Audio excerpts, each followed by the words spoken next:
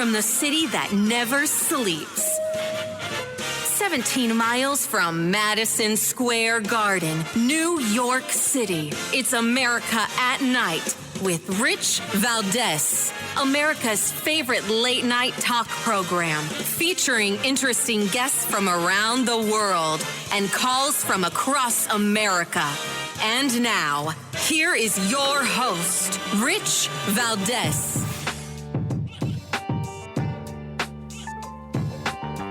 Hi there, good evening, and what's up, America? I am Rich Valdez, Valdez with an S, at Rich Valdez on all of the social media.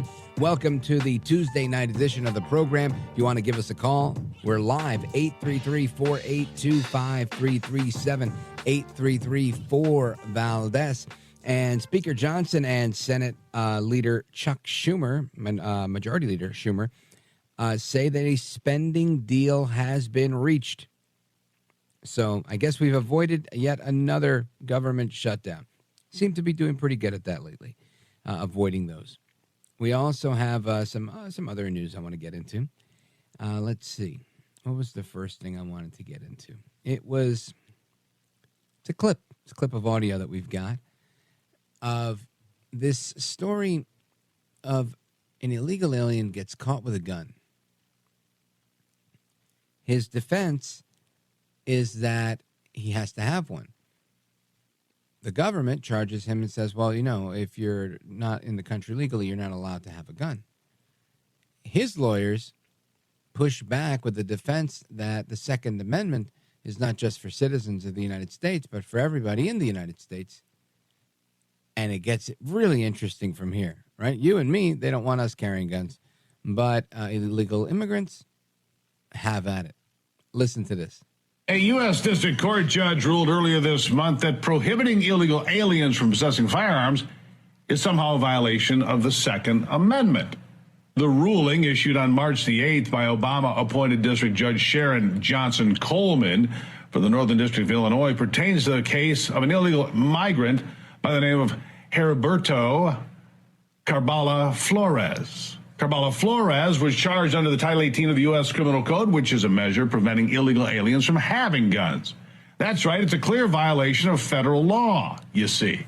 Since the illegal did not have any criminal history of improper use of a firearm, the court decided that he did not present a danger to the public while exercising his Second Amendment rights, except that an illegal alien doesn't actually have any Second Amendment rights under U.S. law. It's quite clear. Unbelievable, isn't it? Illegal aliens who we don't have any identification for. We don't know who these people are for the most part, what their past is, whether they're criminals. Now she thinks they should be carrying guns on our streets under the Second Amendment. This judge ignored all federal laws to the contrary to say, yeah, that's fine. Strange. That report and commentary from Steve Gruber, Real America's Voice Television. And again, this U.S. District Court Judge, Sharon Johnson Coleman, she made this recent ruling that if you were previously an illegal immigrant that was previously charged for carrying a semi-automatic firearm, could legally carry guns under the Second Amendment. And I think this is fascinating, right? Now, according to the Epoch Times, the illegal immigrants have been previously prevented from carrying guns and ammunition under the federal code, right? United States Code 18, Section 922. And this is interesting because prosecutors charged this guy that was just mentioned, Heriberto Carbajal Flores, an illegal immigrant, back in 2020 for carrying this semi-automatic pistol in Chicago, despite knowing that he was an alien illegally and unlawfully in the United States. Now, the lawyers, as I mentioned before, they attempted to have the case for Mr. Carbajal Flores dismissed on two separate occasions before their third motion to dismiss was actually accepted by Judge Coleman. and this just happened on the 8th of March. And I'm thinking, man, this is kind of nuts, right? Well, they base it, and the rationale is the Supreme Court decision from 2022, the one that allows all of us to carry, New York State Rifle and Pistol Association versus Bruin. And this is just fascinating to me. Fascinating to me that you can be in the country illegally, not be a citizen of the country, but be entitled to all of the constitutional rights. Who knew? Now, I wonder if this makes it to the Supreme Court if somebody were to challenge it. I don't know if they will. But here's the quote. The non-citizen possession statute, 18 U.S.C. And again, there's a law on the books. It says if you're a non-citizen, you can't possess. She claims that this violates the Second Amendment as it applied to Mr. Carvajal Flores. Therefore, the court grants Mr. Carvajal Flores the motion to dismiss, saying that Mr. Carvajal Flores has never been convicted of a felony, a violent crime, or a crime involving the use of a weapon. Even in the present case, Mr. Carvajal Flores contends that he received and used the handgun solely for self-protection and protection of property during a time of documented civil unrest in the spring of 2020. So the guy was strapped because he was, living through the George Floyd riots. The judge added, additionally, pretrial services confirmed that Carvajal Flores has consistently adhered to and fulfilled all the stipulated conditions of his release. What about being in the country legally? Is that one of the stipulations? I'm sure it's not. And gainfully employed and has no new arrests or outstanding warrants. Well, look at that. So if I don't get arrested, I don't have warrants. Can I carry too, Judge? Unreal. While the Department of Justice argued that the ban on illegal immigrants carrying weapons was similar to historical bans that prevented British loyalists from owning guns following the establishment of the United States, Coleman ruled that the historical bans included exceptions that allowed individuals to carry weapons if they were determined to be nonviolent, according to the previous reporting in the Epoch Times. So Judge Coleman explained that since he had not displayed any dangerous behavior preventing him from carrying a firearm would go against historical precedent. What about being licensed to do such a thing, right? To actually carry in the jurisdiction that you're in the neighborhood you're in. What about that? Or what about, I don't know, just anything? I mean, there's so many ways you could go with this. Unreal to me. Unreal. Anyway, we're going to continue with the news of the day. Then we're going to talk a little bit about these Afghanistan hearings. That was obviously the big story coming out of Capitol Hill. We're going to get into that momentarily. I'm going to give you the phone number again. I'll do calls in the next segment and the final segment of this hour as well. 833-482-5337, 833-4-VALDEZ. This is America at Night with Rich Valdez. Call now, 833-4-VALDEZ. That's 833-482-5337. 833-4-VALDEZ. That's Valdez with an S.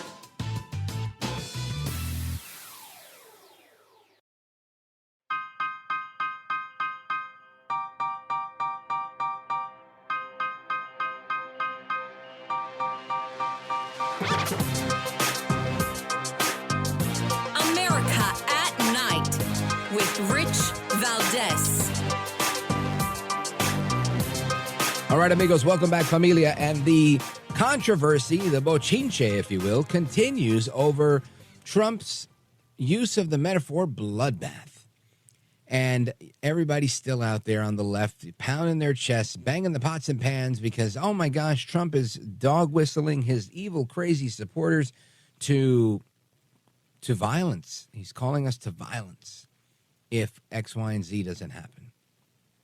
And the reason that they get away with this is because there's like 5 people who really believe that. You know, that are like, no, we got to protect the president. Let's go storm the Capitol. Let's do what, Look, I think it's important for us to call out things that are wrong. I think that's wrong. It's just dead wrong. And you got to call it out if it's wrong. Point blank. I'm not saying Trump is wrong. I'm saying the people that'll actually, that are thinking Trump's calling for a bloodbath. No, he's not. No, he's not. Just relax. But Trump was on Great Britain News, GB News. That's Discovery Channel's British news network in the UK. And he explained himself. He was on with Nigel Farage. Listen to this. Well, it happens all the time. So bloodbath, talking about it's going to be a bloodbath in the auto industry because we're going to lose our whole industry because this guy's going to all electric cars. And they're made in China. That's where the material is. That's where the minerals are. That's where everything is. Yeah. They're going to all be made in China. And they want to go all electric cars. One of the dumbest, they don't go far, they cost too much, et cetera, et cetera. And if you want electric, you can get electric, but you've got to have other forms of propulsion. And we're going to have that. We're going to have gasoline. We have more gasoline than any country in the world, meaning oil and gas. And we have it, and they don't want us to use it. You figure that one out. So the electric mandate's going to destroy the auto industry. And I said, it's going to be a bloodbath. Yeah. It's going to be a terrible bloodbath for the auto industry. They're being led right down there. They have a leader that would only go Democrat, I guess, because I'm going to create, I guarantee you that the people within that industry, or all the workers, are with me, because the United Auto Workers, it's going to be put out of business. That's really interesting, because it is part of the shift. And I noticed the way that bloodbath's been used. It's no surprise that GBN America, many British titles are doing well in America. I get a feeling American people increasingly don't trust American media titles. Well, they don't trust, but you know, when you use the word bloodbath, I did a little Truth the other day. Truth is on fire. Yeah. It's doing great. And I put it out this morning, I guess it was put out, and it talks about the word bloodbath, and all of the people that are complaining about it, they all used it. It's a commonly used phrase when you're getting slaughtered economically, when you're getting slaughtered socially, when you're getting slaughtered, and they use it all the time. And we have many examples, and we put out all those examples, but that doesn't stop us. I agree. That doesn't stop anybody. The truth hasn't stopped anybody yet. Now, Jen Circleback Psaki. You remember her? Peppermint Patty. Yep, she has her show on MSNBC now, and she was there joining the conga line of people that are beating up on Trump. Listen to this. And of course, this is much bigger than one unhinged rally. Donald Trump has been professing political violence for years. In 2017, remember that? When white nationalists descended on Charlottesville in a deadly rally, and Trump said there were very fine people on both sides? In 2020, Trump approached his defense secretary, Mark Esper, about shooting people protesting the death of George Floyd, asking, can't you just shoot them? Just shoot them in the legs or something. Over the past few months, Trump has warned of bedlam in the country and potential death and destruction if his criminal charges derail his presidential campaign. And of course, in 2021, Trump convinced his supporters that the election was stolen from him. He awarded any of their remaining faith in our institutions, and he told them to walk to the U.S. Capitol and fight like hell. Then he sat in the White House and watched the scenes on television. You know, he said, let's go there peacefully and patriotically. And of course, they leave that out every last time. Peacefully and patriotically, let our voices be heard. Jen Circleback Psaki, Silent P, of course. Shame on you for all your embuste, all your lies. Now, let's go to George Conway. He's the former husband of Kellyanne Conway. And he was on CNN yesterday. And he says that with respect to the use of the term bloodbath, Trump is using this because he is apoplectic. And he's consistently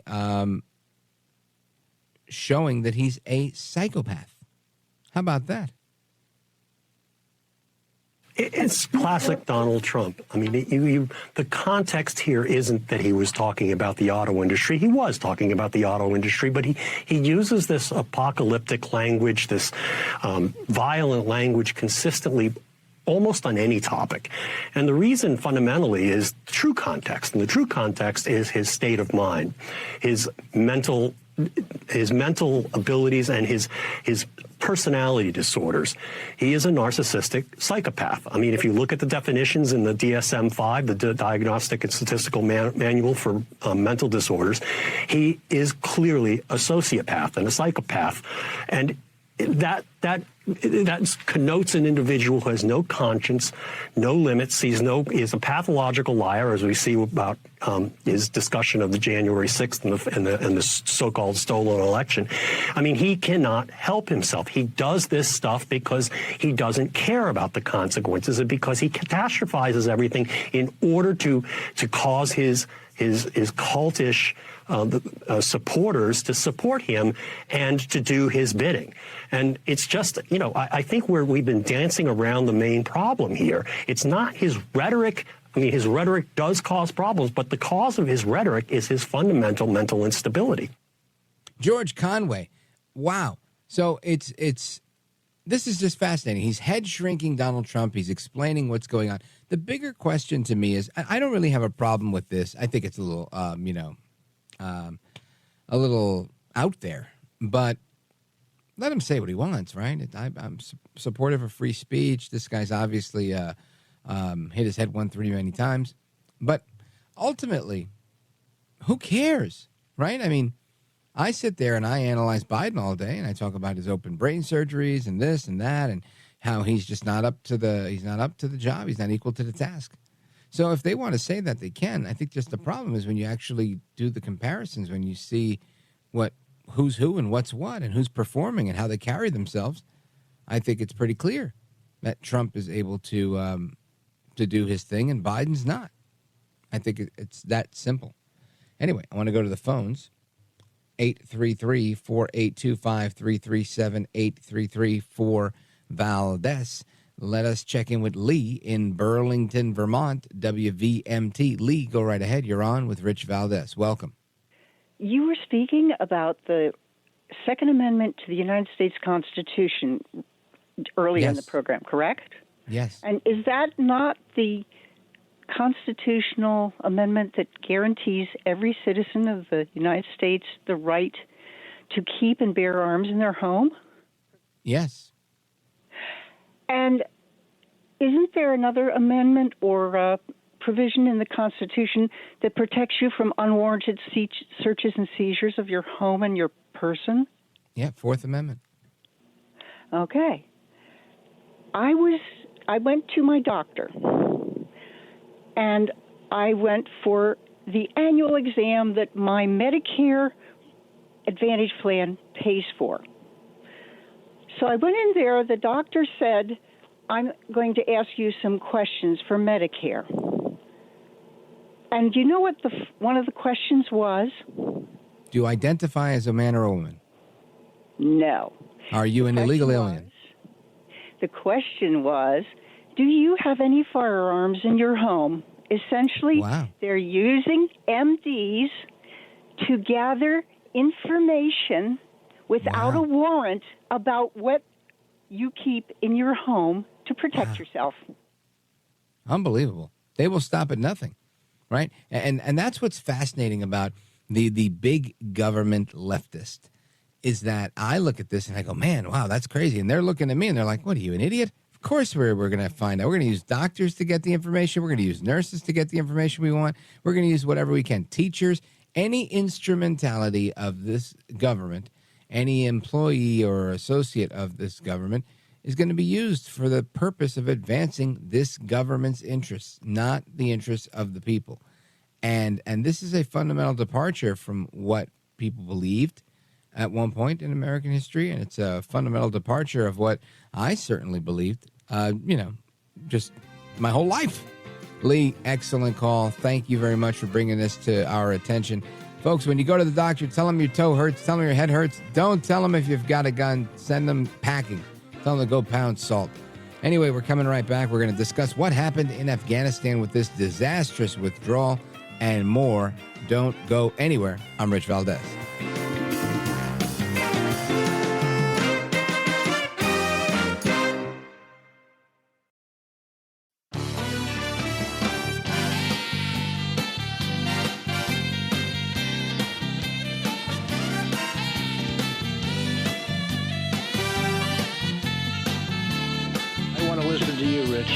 Time. America at Night with Rich Valdez. But how many Americans are left behind? How many of our allies? And what has happened to them? Have they been beaten, killed, tortured? And secondly, about all the weapons that were left behind, there are reports that some of it has found its way to Hamas. I don't know if that's true. I know you did everything you could on the way out to destroy them, but many were intact and left in the hands of the Taliban. I can't speak to the phone call. I don't have any personal knowledge of that. Number of Americans. This was always an issue. The number of Americans, as General McKenzie said, an F-77 report is supposed to, every ambassador in every country of the world, keeps an F-77 report, and they're supposed to track the Americans, where they're at, the phone numbers, address, et cetera, in the country. That was always a difficult number for us in the Department of Defense to get a hold of, and I think it's true at the tactical level and operational level as well. And I'll be candid, I don't know the exact number of Americans that were left behind because the starting number was never clear. Same is true of at-risk Afghans, SIVs, the commandos, other Afghans that serve with us. Those numbers varied so widely that they were quite inaccurate, as best I could tell at the time. I would just say I'm not sure, even today, about the accuracy of all those numbers.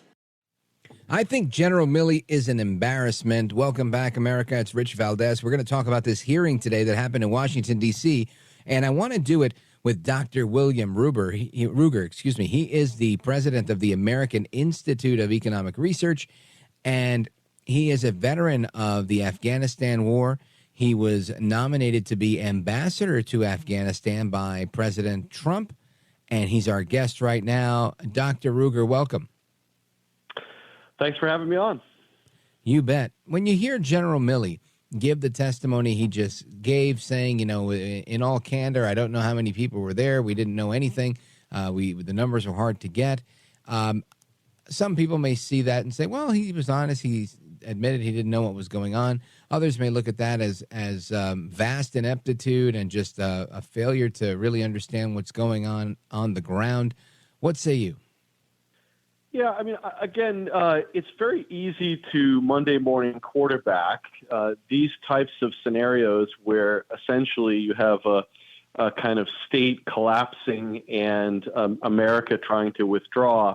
It's very challenging. That being said, it was frustrating to hear General Milley today. It brought back a lot of memories of the frustrations with the 20-year war that in many ways, was far longer than it should have been, and itself was very frustrating. And Milley himself admitted today that it was a strategic failure. So it was a very interesting hearing today, very frustrating.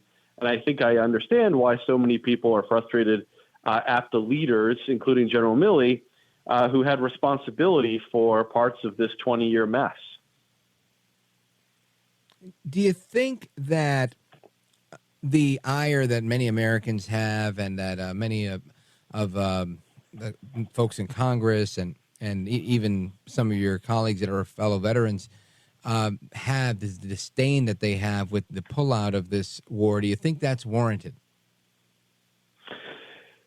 Yes, in part. I mean, a big part of it is that the implementation of withdrawal was botched. And again, it's easy to say that it could have been done better, but there were so many challenges and so many mistakes made in how we implemented this. And one of the problems, of course, is that we waited for the Biden review to withdraw, despite the fact that according to the Doha Agreement, which President Trump and Ambassador Khalilzad had negotiated with the Taliban, we were meant to leave earlier. But instead there was a delay. And so the Taliban was much further along in their efforts to get to Kabul and to eliminate the Taliban, to eliminate the government of Afghanistan at the time. And so, again, there's a frustration here because of the fact that the withdrawal implementation was bad. So the big question really, though, I think for your listeners and for Americans should be, should we have withdrawn in the first place? And I think we should dig into that at some point. Oh, what are your thoughts on that? Yeah, so I actually think that withdrawal was the right decision. It was consistent with America's national interest. It was something that was prudent. And I think that President Trump should be congratulated for actually agreeing to the Doha Agreement and for pushing that process of withdrawal along. And Republicans shouldn't forget that and should be proud of that. Because a lot of people look at it and say, well, President Biden is the one that withdrew. And that's true. But in many ways, he was boxed in by President Trump's agreement and as the United States withdrew consistent with that Doha Agreement. And again, it was the right decision. And here's why it was the right decision, right? We needed to do three things in Afghanistan. we needed, and this is after 9/11, and I'm someone who supported the original war effort. I'm proud of having served in Afghanistan, but we needed to do three things. We needed to punish the Taliban for their support for al-Qaeda and the attack on the United States. We needed to attrit or decimate al-Qaeda's capability as a terrorist organization with the intent to hit and harm the United States. And we needed to kill or capture Osama bin Laden, preferably kill him, in my view. And we achieved all of those goals quite early on. We achieved two out of those three quite early on. And then obviously by the Obama administration had achieved the third one of dealing with bin Laden. But instead, we expanded our war aims in Afghanistan beyond what satisfied the national interest. And that was the mistake. It was the mission creep that was consistent with not a kind of realist understanding of international politics and what was necessary for our security, but with a kind of liberal ideology, a neoconservative ideology married together about trying to nation build and trying to remake Afghanistan as something necessary for America that actually was not necessary at all. So we won the war we needed to win, and we lost the war that we never should have started. While I would agree with you that the right thing to do was to pull out, I think it had to be consistent with the framework that was originally laid out and the time frame that they had. When this didn't happen, I think it became imprudent to pull out at the time that Biden chose to do that. Would you agree? I wouldn't, because here's why. It's that if we hadn't withdrawn, then that would have led to a resumption of the war that we had admitted we had no plan to win and no ability to win. I mean, if you look at the Afghanistan Papers book, which is a collection that was put together by the Washington Post, it's very clear that American leaders, both military and civilian, didn't have a sense of how to achieve victory. And Milley himself today admitted, as he had before, that it would have meant a resumption of the war. And so the reason why I think we still had to do it is because of the fact that would have led to a resumption of the war. It would have led to more Americans being killed for an outcome that I would say was essentially inevitable, which was the United States leaving this conflict without achieving those expanded war aims. So I don't think we needed more Americans to die. And again, we can achieve our counterterrorism objectives without boots on the ground the way that we had them in Afghanistan. And look, does anybody think that America's national security since then in Afghanistan has been harmed by our withdrawal? There have not been Americans killed in Afghanistan. The Taliban has not been engaged in attacks on America's homeland in the same way that we had seen them being complicit before in the 9/11 attacks. So I do think that America was made better off by leaving. And so I 100% still support this withdrawal, despite being very frustrated by the fact that the implementation was botched. So when you say the implementation being botched, I think that's exactly what I was just asking you, but maybe I didn't word it right. What are you referring to?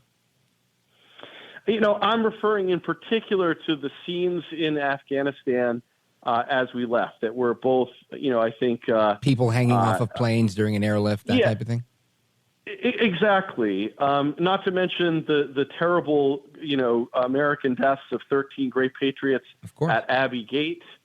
These were things that, again, were very frustrating about that withdrawal because one would have hoped a much more orderly process. And especially because there were the Taliban itself had an interest in the United States leaving in a way that we were satisfied. Remember, when the Doha Agreement was signed, it was not as if we were facing a kind of same type of American targeting that we had faced prior to the Doha Agreement. And again, I have I wouldn't trust the Taliban to violate its interests any more than I could throw them, across the room, right? But the fact is that it was in their interest to live up to that Doha Agreement. And it was quite unfortunate that we, had this situation where because of the delay, because of the lack of preparedness, General Milley talked about the State Department botching part of that process. But I also think that the Pentagon, was not exactly thrilled about the Doha Agreement and the withdrawal, which is why people like Milley had advocated for us to stay there, which I think would have been even, potentially far more disastrous than what we saw. I agree with that. He had advocated I staying think with 2,500 my contention troops. is mainly on, should Biden have done it as precipitously as he did, or try to, create some conditions to make this smoother, which I think is what you're talking about by the implementation. I think it was disastrous, and it probably shouldn't have been done as quickly as it was. That's my view. Your view is just continue to do it just as fast. It would have been the same outcome. Yeah, I mean, I don't think it was precipitous. And in fact, that word has become a talking point, and I'm not blaming you for using it, but it was a word that was used frequently by those who didn't want the United States to withdraw, period, from Afghanistan. Many of these people who wanted this were people who had actually no clue, as the Afghan paper showed, about actually how to succeed in this war. And again, it's hard for me to think about a process that had taken place for many, many months as being precipitous. The fact is that the Doha Agreement had been signed well before this. We had even passed the date in May when we were supposed to be fully out, according to the Doha Agreement.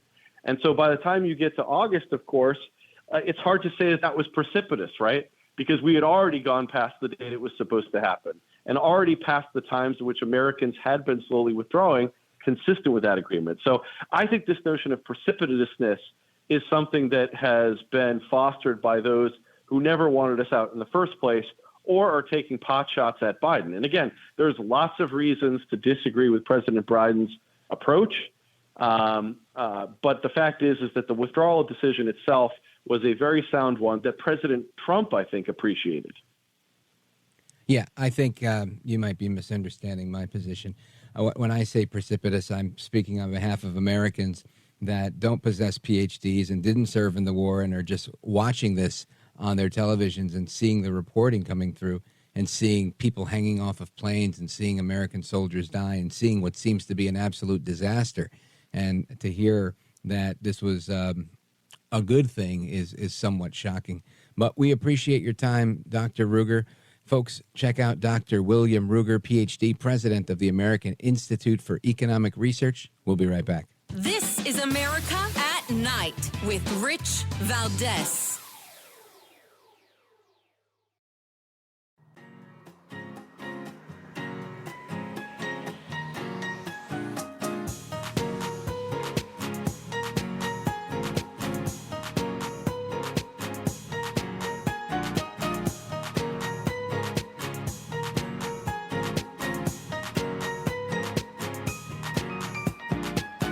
This is America. This is Night. This is Rich Valdez. All right, America, welcome back, familia, amigos. We're getting to your calls momentarily. 833-482-5337, 833-4-Valdez. But I want to give you a quick clip from General Kenneth McKenzie, the former CENTCOM commander. He was the general in charge of Central Command for the Afghanistan withdrawal. And he was at the hearing today on the withdrawal and was asked if there was any culpability in this attack, where it would lie. Listen to this. I'd like to talk a little bit now about Abbey Gate. It was a tragic event, one of many that have occurred over our 20-year engagement in Afghanistan. It remains my opinion that if there is culpability in this attack, it lies in policy decisions that created the environment of August 2021 in Kabul.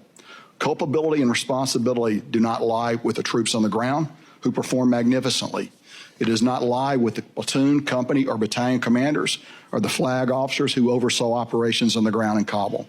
The simple fact is this: on the battlefield, even with good planning, tremendous execution by brave people on the ground, the enemy sometimes has success. To ignore this fact is to ignore the fundamental reality of the battlefield. If there's fault, it lies in a policy decision that placed the joint force in this situation and exposed the force over time to the possibility of these kinds of attacks. We did not rely on the Taliban for our security. We used them as one tool among many to beef up our defensive posture. We avoided a number of potential Abbey Gate attacks. and I'm proud of the commanders and troops who prevented them. This is small comfort to those who lost loved ones, and I realize this. Nonetheless, what's remarkable about Kabul is not that the tragedy of Abbey Gate happened, but that many other attacks did not happen. That's General Kenneth McKenzie. And I want to underscore that point that so many of us, those of you who have served, those of us who have not, need to take a moment always to acknowledge those that not only served, but gave the ultimate sacrifice, like those 13 service members that died at Abbey Gate, and everybody else that was in Afghanistan, right? Dr. Ruger, our guest, included. And it's important, I think, that we thank them for their service and always acknowledge that. And realize that I agree with General McKenzie on this statement that it was a poor policy decision. I don't think it was anything but, right, bad policy or bad planning, at least from my view. Again, I'm no expert on the military. I don't have general in front of my name. But coming right back to your calls, I know we have some calls from a few parts of the country with people that want to weigh in on Afghanistan and other topics. Don't go anywhere. This is America at Night with Rich Valdez.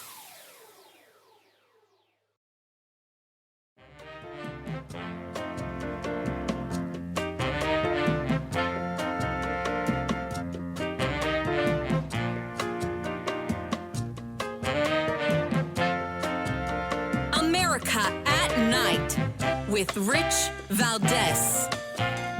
All right, speed round for the calls. I want to see. Let's see, where do we go? I want to go to Terre Haute, Indiana, WIBQ. Check in with Tom. Quickly, what are your thoughts? Hey, Tom, Mr. Ruger, we withdrew from Afghanistan. We ran out on our allies in NATO. We looked weak and encouraged Mr. Putin. China moved in right behind us for the minerals. We deserved the women. We were making progress with a small footprint. Biden was not tied to the Doha agreement. He dumped every other agreement Trump made, whether it was border control or everything. And we haven't had any terrorist activities from Afghanistan yet. I mean, I agree with you. I think that's pretty spot on, Tom. Thank you for your thoughts there. Shout out to WIBQ in Indiana. And I want to quickly also go, shoot, my screen is freezing over here. Roy in Lewiston, Vermont, WVMT, very quickly. Yes, the doctor failed to state that as an economist, the equipment wasn't protected.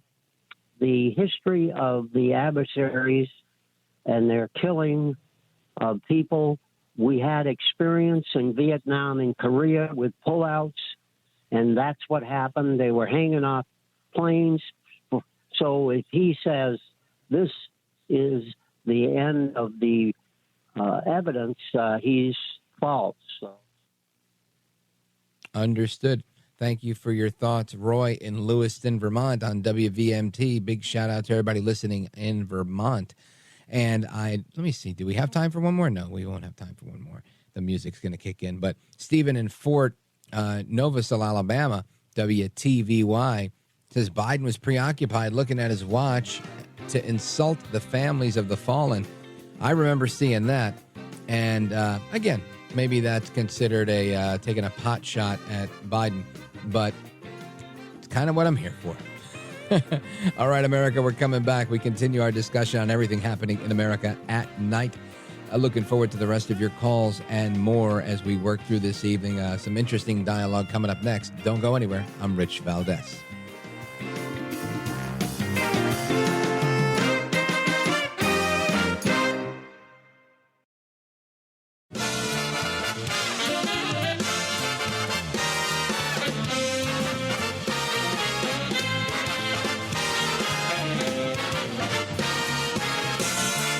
Live from the city that never sleeps. 17 miles from Madison Square Garden, New York City. It's America at Night with Rich Valdez, America's favorite late night talk program, featuring interesting guests from around the world and calls from across America. And now, here is your host, Rich Valdez.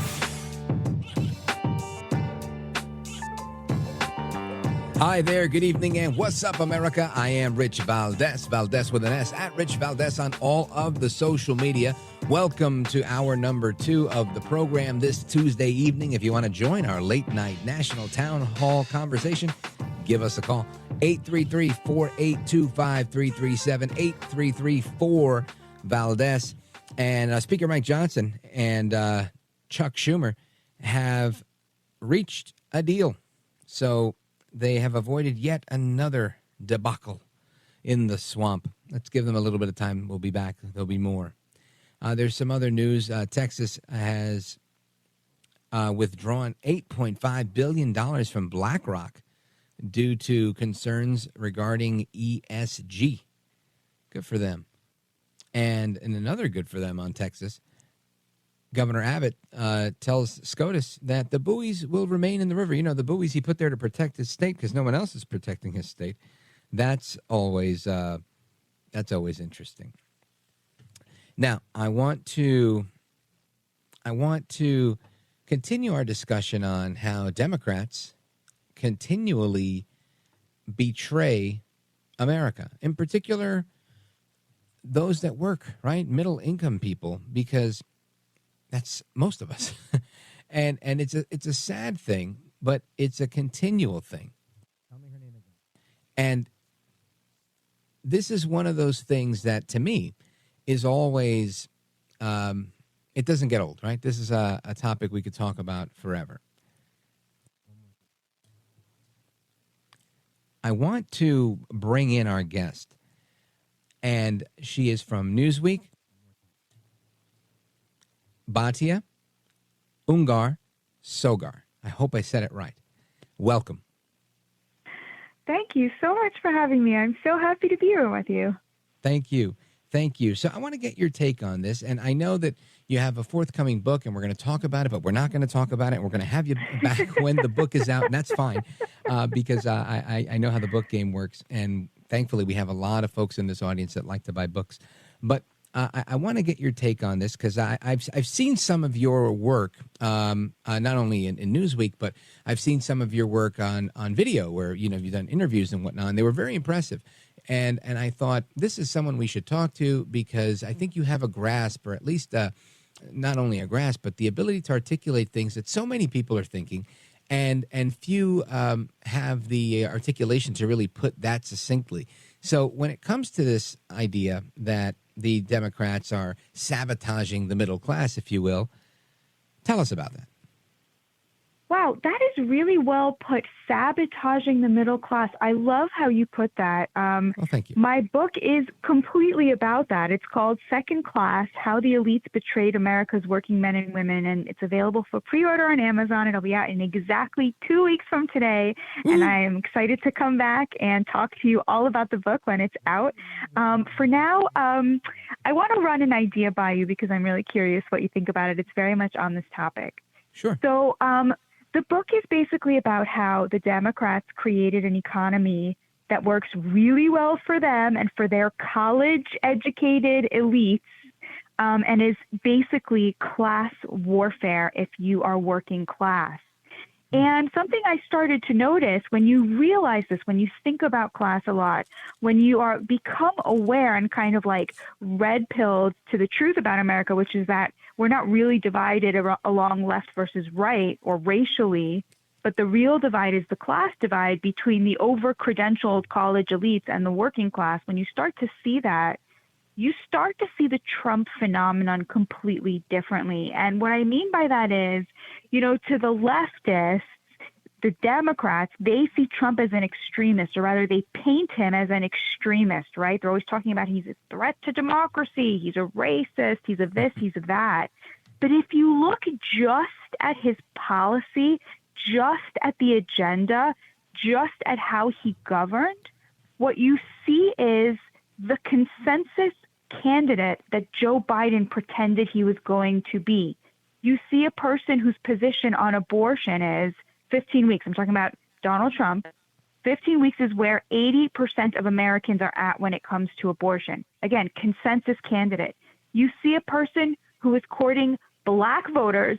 You see a person who is, to his supporters tell me this all the time, He's pro-gay, and they like that about him.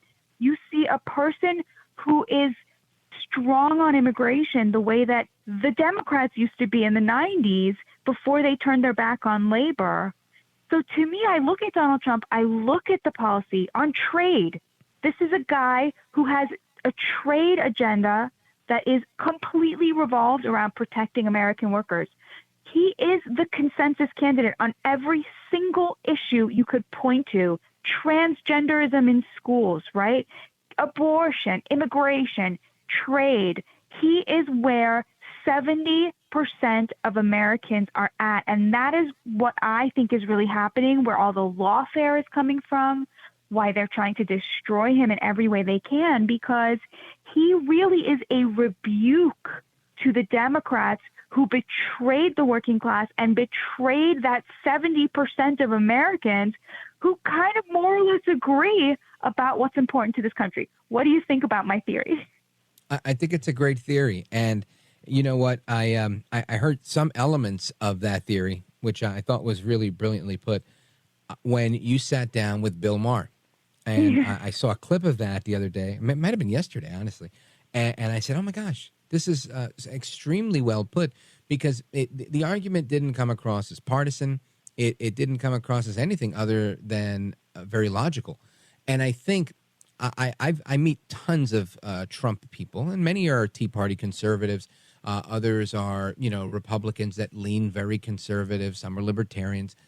But a whole bunch of them are two-time Obama voters that feel disenfranchised. And that is the consensus, that this guy is the best deal in town. When you see some of these African-American men that are out here talking about, we don't like illegal immigration, we don't like this, we don't like what Biden's doing, it's breaking the mold, and it's really the consensus, which breaks every stereotype that the media or anybody else would have us believe, that we have to fit into a box. And I think you're right when you say, Trump is conservative, he's pro-life, he's done a lot of things that are very in step with the conservative movement, yet very liberal on certain issues like gay marriage and others, that makes him very appealing to a large swath of people. So I think you put it really well. And the overall premise is I love. I do believe that the Democrat Party is out to destroy America as we know it, and in particular, they're starting with that middle working class. If you make a lot of money, you serve some of their purpose. If you make very little money, you serve a whole lot of their purpose.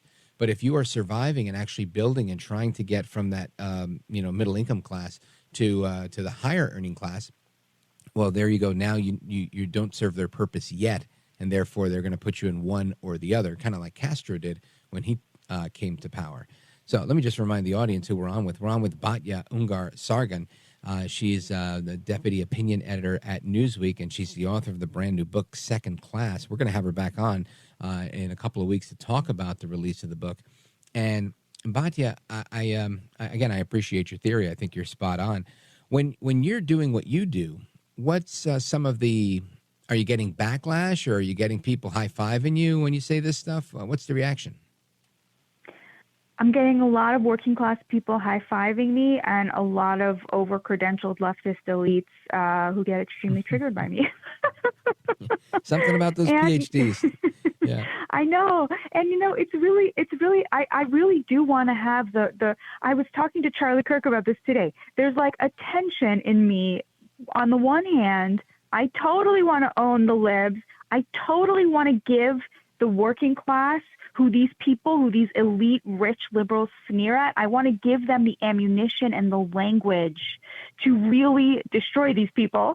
But on the other hand, I'm a very religious person, and I also want to be able to speak to the largest possible audience, and I still have this fantasy, I think it is a fantasy, that I can find a way to talk about Trump and to talk about Trump's voters in a way that the left can hear it and see them as humans. Like, I know that that's a fantasy, but I feel like I can't give up on it. What should I do?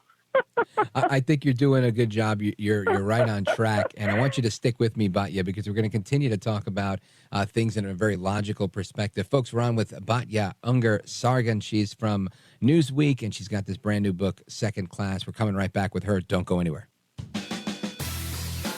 This is America at Night with Rich Valdez. Call now, 833-4-VALDEZ. That's 833-482-5337. 833-4-VALDEZ. That's Valdez with an S.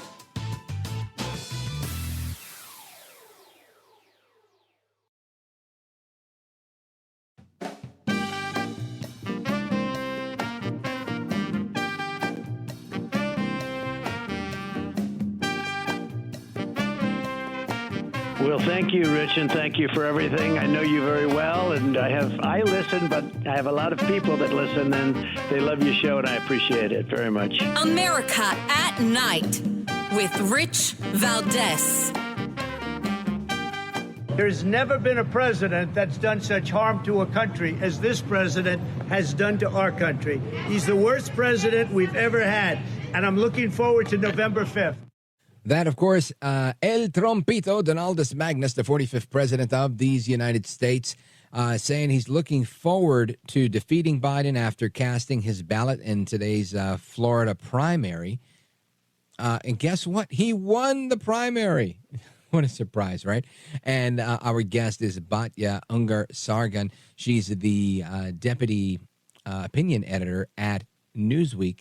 And Batya, we left off with you telling us a few things about how to explain the appeal of Trump as the consensus candidate to those on the left that are sometimes not as nice as, they're made out to be by the left in the media. And part of the reasoning for the softer approach was because you said you are a person of faith. Tell us about that and how your faith informs your view of politics. Oh, wow. Can I play something, Rich? No one's ever asked me that before. This is why they pay me the big bucks in late night radio. I'm like totally gobsmacked. I have a friend, Brad Wilcox. He just wrote a book. It's called Get Married. It's really, really good. And it's about basically how important it is to get married. And he's very religious. He's Christian. He has 9 children. And he wanted to interview an Orthodox Jew for his book. And so I put him, who has a lot of children, and my sister has 7 children. So I put him in touch with my sister, and she asked him, how does your religion influence how you raise your children? And my sister said to him, influence? It doesn't influence it. It's everything. It is. Like, there's no outside of the religion. Like everything from the minute that my children wake up in the morning to the minute they go to sleep and say their prayers, like, it's everything. There's no outside of the religion. Right. And I feel like maybe that's it. Like I couldn't say that like I would support this candidate or that candidate because of my religion. But on the other hand, it's like it's everything, right? Like as religious people, there's no outside of it. We try to feel that we're constantly in the presence of God and constantly trying to be better humans, better Americans, for me, a better Jew, better wife, something I'm working on, as one does, right? So I think, I'll tell you one thing. I used to be a leftist. I used to be woke. I used to be like very, very, wow. I had the Trump derangement syndrome. Yeah, I had to like come out of it and be deprogrammed and everything. And how did something that I've come to... Oh, I'll tell you the story. Sure. It was there was a Yale study that came out in 2018, and I remember the moment that I read it, and I wouldn't say like the scales immediately fell from my eyes, but it was sort of the beginning of it. The study found that white liberals talk to minorities different than white conservatives. And the difference is that white liberals dumb down their vocabulary when they talk to Black and Hispanic people, and white conservatives don't. And I remember when I read that, I was like, and we call them the racists? Right. Like it was so clear to me suddenly. Exactly. So, and from that, it was like it went pretty quickly. But yeah, I used to have all of that. And something that I've really come to loathe about the left is the worship of weakness and dependency. And you actually brought this up just 5 minutes ago when you said, if you're very poor, they love you. If you're very rich, they love you. But if you are working class and you believe in autonomy and self-determination and, a parent's authority over their children, a person's authority over their home as their temple where they can worship and determine the contours of their life and their belief system, they hate that. There's nothing they hate more than a person standing up for their own beliefs. And I think that is, something is very big in Judaism is, being an independent thinker and critical thinking and having an active creative relationship with your maker and your community. And all of that stuff gets in the way of, the leftist programs. So that's a big influence. Outstanding. Yeah, and it's funny you say that, but you're right. And I think the example you used is an appropriate one. I grew up outside of Flatbush in Brooklyn, New York, with in the middle of a very Jewish neighborhood. And one of the things I learned from my friends that lived around the corner, the Jews, that was how independent they were, like to the point where they didn't call the cops. They had their own cops, right? They had JDL, the Jewish Defense League. They had their own ambulance, Hatzolah. It was just fascinating to me how independent it was. And what a great neighborhood I grew up in. It was an incredibly safe and clean neighborhood. So, early on in life, I just learned about this idea. The American dream is that, right? The American dream is building so that you can have your community. You can have and do what you do. And it seems to me that's under attack, and it's under attack more and more each day as you look at some of the left within the media, some of your old friends, and how they treat the Jews. The anti-Semitism that's cloaked as being pro-Palestinian or pro-humanitarian. And again, I'm sure mistakes happen on both sides, and there might be heavy hands on both sides. But ultimately, there is an unnerving bias that I see anti-Jew from the majority of the media, and it's shocking. Do you experience that as well? Oh, totally. They hate the Jews and they hate the working class, and that's why we belong together. Well put, Batya Ungar-Sargon. Let everybody know how they can follow you and keep up to speed with everything you're doing. Oh, thank you so much for having me, Rich. This was such a delightful and blessed conversation. Thank you. They can find me on Twitter at Ungar-Sargon or on Instagram at Batya US. I edit the opinion section at Newsweek. We run a daily debate so that you can hear how your side thinks and how the other side thinks, which I think is really important to living in a democracy. And you can pre-order my book, Second Class, How the Elites Betrayed America's Working Men and Women. It's available for pre-order on Amazon, and it'll be out in a couple weeks. Do you have a website that goes specifically to the book, or should they just search on Amazon for Second Class? Amazon, Second Class, Outstanding. Folks, Batya Ungar-Sargon, I want to thank you for joining us. You'll be back in a couple of weeks to discuss the book in depth with us. And you are a gentlewoman, a scholar, and a patriot. Thank you, Batya. Thank you. God bless. You too. God bless. All right, folks, we're coming right back. We're going to, before we do open phones, we're going to tackle a couple of more topics. Don't go anywhere. I am Rich Valdez.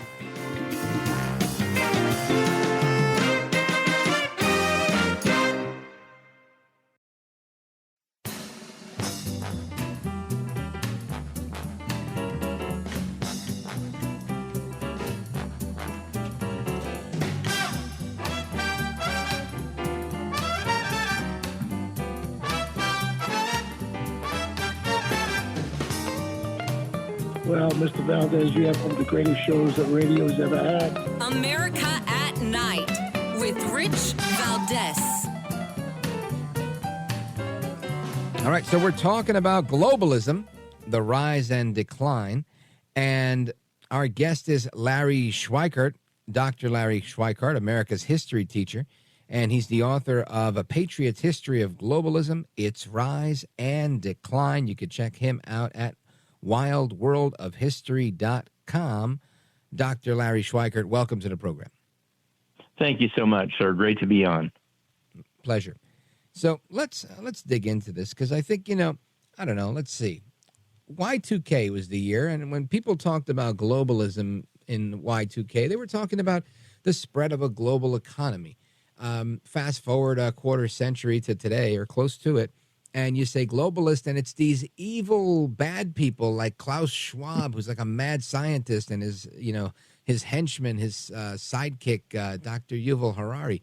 And it's I was just saying to our folks in the control room, these people, in my opinion, were once considered somewhat fringe, and now they're more in the mainstream. And I feel like the definition of globalism has changed. Is that a statement that you'd say is fair, or would you disagree? No, that's absolutely true.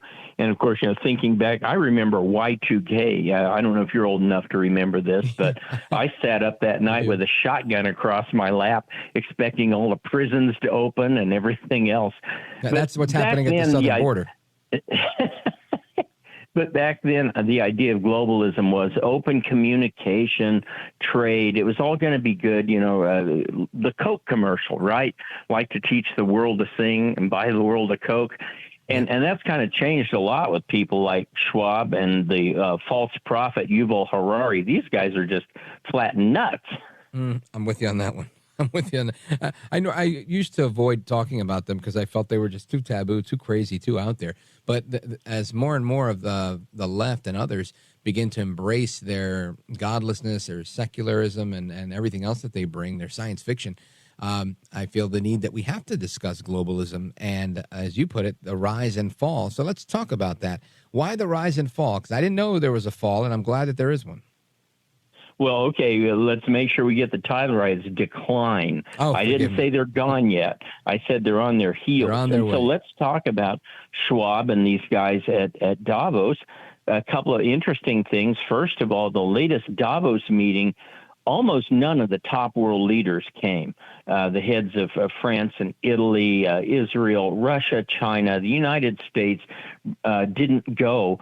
The only one of the major world leaders who went was Javier Milei of Argentina, and he read them the Riot Act. He said, you guys are a bunch of socialists, right? And the other thing to note about Davos is, what was their theme this year? Restoring trust. Well, wait a minute. So you guys lost the trust, huh? What happened that you lost the trust? Tell us, what do you think happened? What's your speculation on that? Do people just realize they're crazy, or is there more to it? Well, I think there's two threads unraveling now, big threads, and that's the climate change globalism that's increasingly looking like, wait a minute, this panacea of electric vehicles, it's not going to work. I mean, you cannot replace the car fleet, the auto fleet of the United States and Europe with electric vehicles, let alone the truck fleet. I just read a study on the truck fleet that says that you need 310,000 power charging stations. And of course, these are going to be out in the middle of nowhere, like Hawaii, New Mexico. Have you ever been to Hawaii, New Mexico? No. If you've been to Hawaii, New Mexico, you'd understand why they named it Hawaii.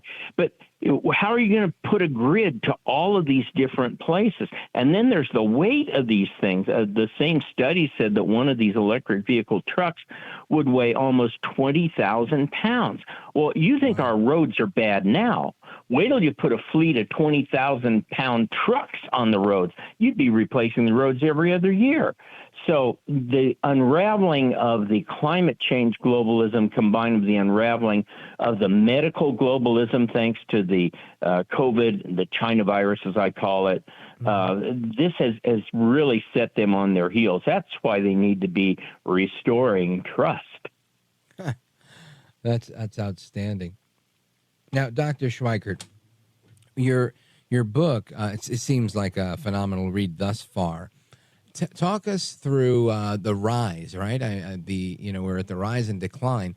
How did they gain so much prominence when, I'd heard of them and I thought they were a clown show. How did they end up getting world leaders to start coming in? Well, I think the three big themes of the book, as you just mentioned, are that this is nothing new. They've tried it many, many times before. And I'm not going back to the Tower of Babel. I'm just starting with the Congress of Vienna in 1814, where monarchs tried to rule what they saw as the globe. To them, Europe was the whole globe. They didn't worry about anybody else. And then they tried it again with the Treaty of Versailles with Woodrow Wilson and the League of Nations, and that didn't work out so well because it kind of helped foment the rise of Adolf Hitler. They tried it again with the United Nations, this time, which is pretty interesting if any of your listeners have seen the movie Oppenheimer. There was a cabal, and that's the word they used. a cabal of scientists led by Leo Szilard who thought that they should be running the world, especially control of atomic weapons, and that they were going to do it through the United Nations. And that didn't last but more than a year before the Soviets put an end to that by their aggression and their own atomic bombs. So that kind of fizzled out. And more recently, we've had Bretton Woods and financial or economic globalism, which has been the longest lasting of all of them, but it also is unraveling for a lot of reasons we could talk about. And then the last two, of course, were the medical globalism. That came the closest of any to succeeding. They almost had the world locked down before it fell apart, and then climate change globalism. Let me tell you, that last one that you mentioned, the lockdowns and whatnot, that was probably the scariest time of my lifetime, where I thought, my goodness, we are the people have lost their power, right? It's the institutions, the government really is taking over. It slowly dissipated somewhat, and I don't know if it was the government's relenting or the people rising up or a little bit of both. What do you think?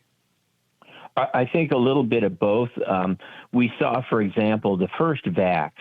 82% of the public took the first vax. Only 50% took the second one, and polls show that today only 1% will take another China virus vax. I mean, that's some backlash. I think many people on the conservative side of the aisle thought that they were going to try to lock us down again in November, and I think that that's now totally out the window. I think they know they're not going to pull that off ever again, that been there, done there, got the T-shirt. Right. Yeah, I think I agree with you. At least anybody who lived through that, you're not going to be able to pull it off on them. It's going to have to wait another 100 years. Folks, we're on with Dr. Schweikart. He is the author of this fantastic new book. You have to get a copy of it. It's called America's, that's his title, excuse me, A Patriot's History of Globalism, Its Rise and Decline. And you can check out the website, wildworldofhistory.com. We're coming right back with America's history teacher, Dr. Larry Schweikart. This is America at Night with Rich Valdez. Call now, 833-4-VALDEZ. That's 833-482-5337. 833-4-VALDEZ. That's Valdez with an S.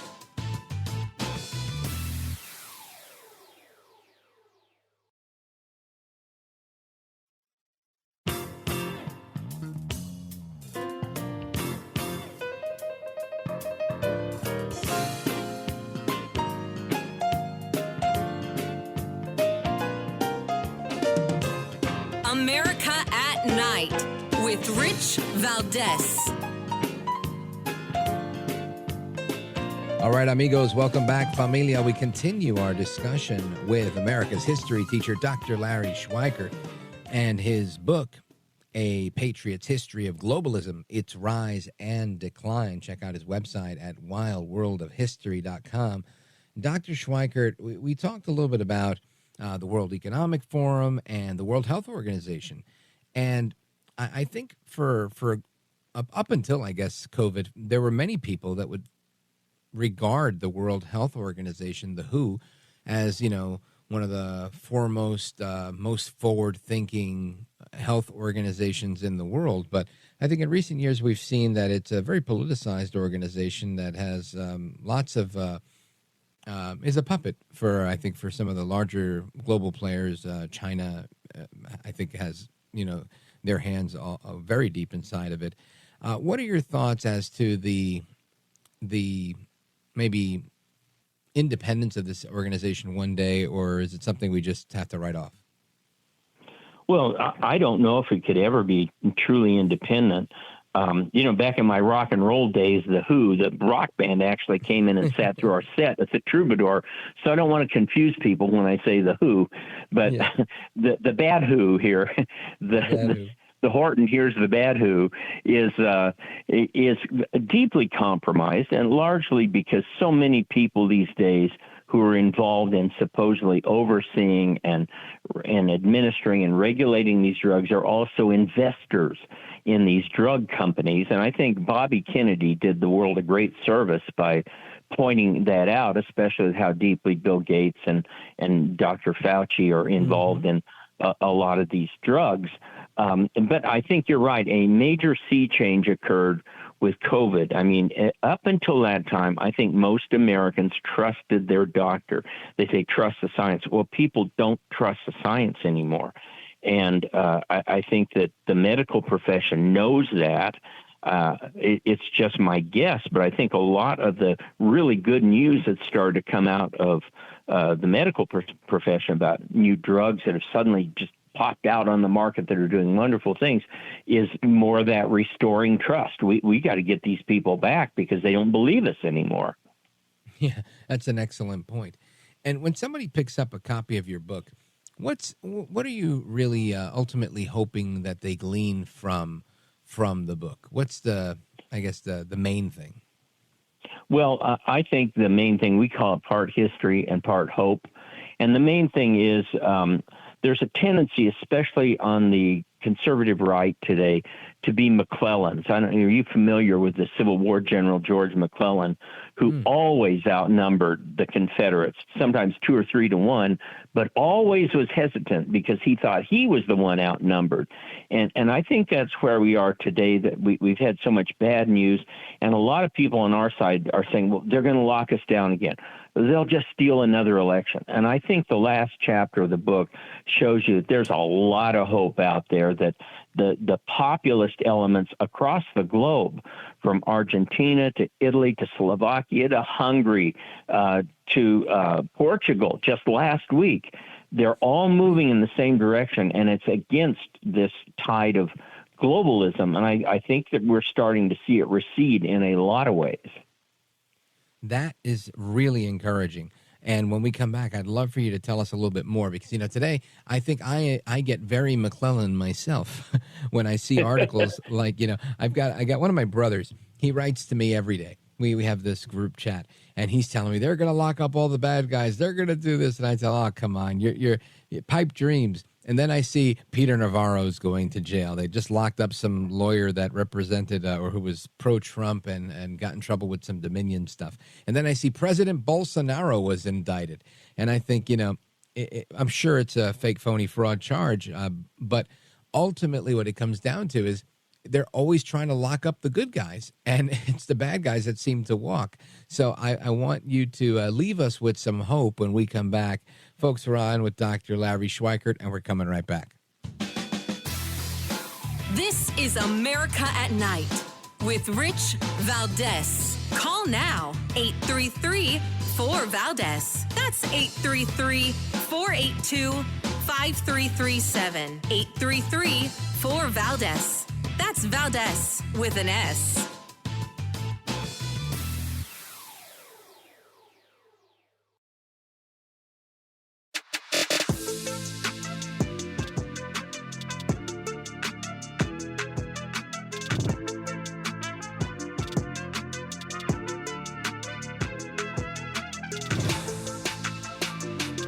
This is America.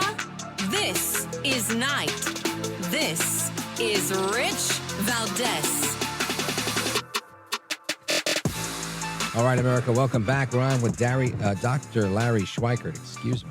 The coffee hasn't kicked in yet. And Dr. Larry Schweikart, America's history teacher, author of A Patriot's History of Globalism, Its Rise and Decline. What hope can you leave us with from your last chapter for those that say exactly what you said? They'll steal another election. They're going to lock us down again. There's no way to win. I was thinking about this during the break, and these guys are almost like they're playing whack-a-mole now. And they got rid of Bolsonaro, but up pops Millet. And they got rid of Netanyahu for a while, but he's back. And they thought with the Ukraine war they were going to get rid of Putin, or as George W. Bush used to call him, Pooty Poot. But he's still there. In fact, they had an election. Now, I know it's Russia. I know the ballot may have looked like one of those Saddam Hussein ballots, X Saddam Hussein, B, kill me and torture my family, but nevertheless, they had 76% turnout.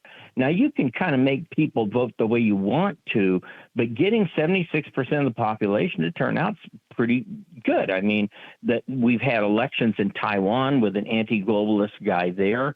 So it's like I get the feeling that now they're on their heels, and certainly they thought they had Trump put away. And anything can change. We're a long way from the election, but as of today, Trump would win and win pretty convincingly.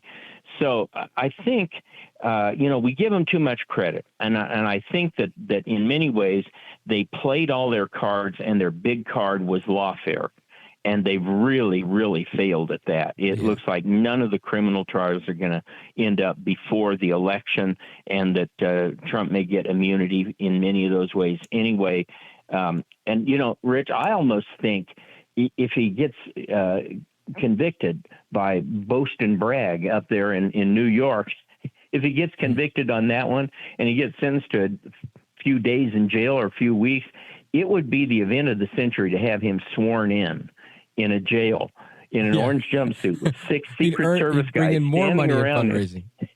Oh, no kidding. I mean, you'd have the pay-per-view. If you could get the rights to that, you'd be set for life. I think you're right on, Dr. Larry Schweikart. Now, let everybody know how they get a couple of copies of the book, one for themselves and one to give away. Sure. Well, at my site, wildworldofhistory.com, that's wild as in crazy. We've got special offers with both my Patriot's History of the United States, my New York Times #1 bestseller, and Patriot's History of Globalism. So you can get them both there autographed, or you can go the old-fashioned way and go to Amazon, go to Barnes & Noble. Happy to have you pick them up there. But you do want to see this because it's like I say, it's part history and part hope. Outstanding, sir. I really appreciate it. And a little bit, if you could put your political science hat on for a second, do you think Biden makes it to the general election? I don't mean he's going to keel over, but do you think that the Democrats switch him out with a contested convention, or does he put up a good fight? No, he's definitely in. I've been shouting this from the rooftops on Twitter for 4 or 5 months. They're too late. Their chance to remove him was about a year ago. And remember, if they take him out and have him step down, you get Kamala Harris. And there is nobody in Washington on either side of the aisle that wants her as the nominee. So they're stuck with him. That's why I say I think that it suddenly dawned on him. And I don't read our side. I read what James Carville, John Judas, Rui Teixeira, Mark Penn, Stan Greenberg, what all those guys say, and they're terrified. They're terrified. They see it. It's like a freight train. They're on the track, and they can't get off. That's a great way to put it. Oh, I love it. Dr. Larry Schweikart. Sir, you are a gentleman, a scholar, and a patriot, and I thank you for being with us tonight. Anytime. I'm happy to come back. Thank you. You bet. Folks, Open Phone America is coming up. Your calls and your opinions and thoughts on everything we've discussed tonight, from illegal aliens being allowed to carry guns, even though there's a federal statute that says if you're a non-citizen, you can't pack heat. And then there's the good old bloodshed commentary that continues to spill over. We've talked about globalism. We've talked about the attack on the middle class, and so much more this evening. Oh, we talked about Afghanistan and how some think that was a good idea for Biden to do it when he did, and others don't.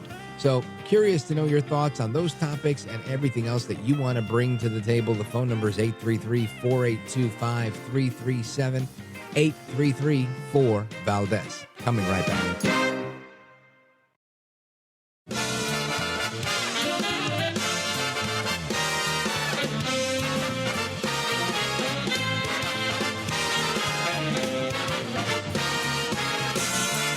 Live from the city that never sleeps.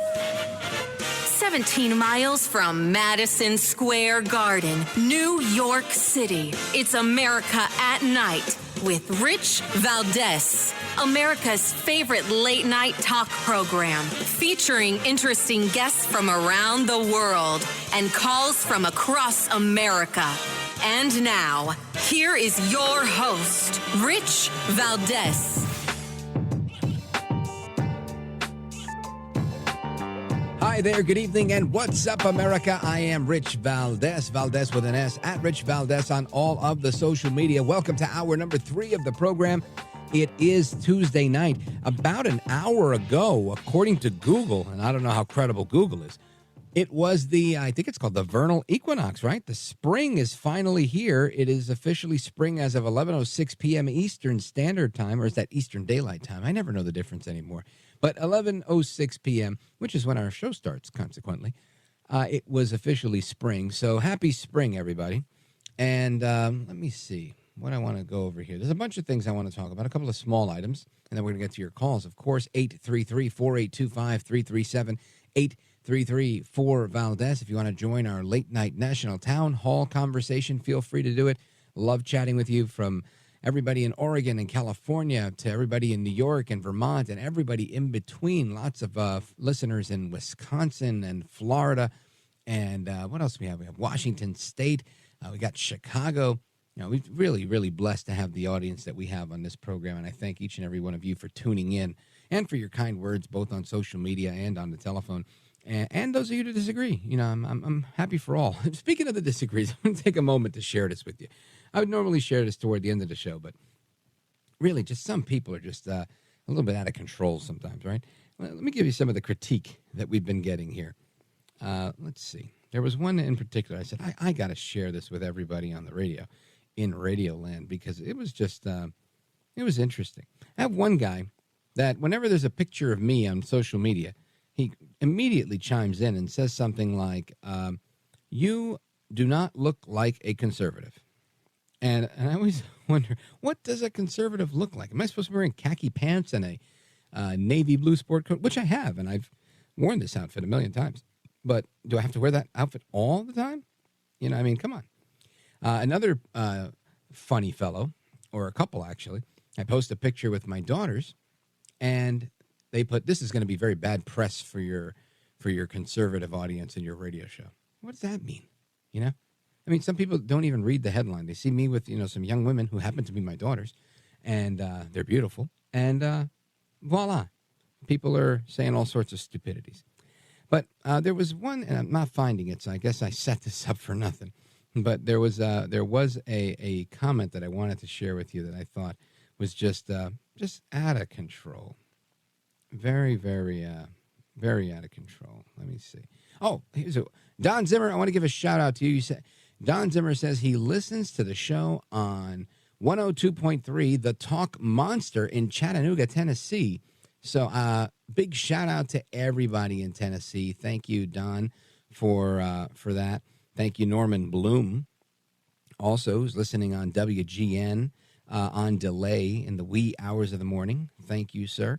Big shout out to all of you. And again, we're going to get to the news. I normally do this a little later, but I just wanted to take that moment to tell you about this one particular comment that was so crazy. And now I can't even remember it, and I don't see it here anymore.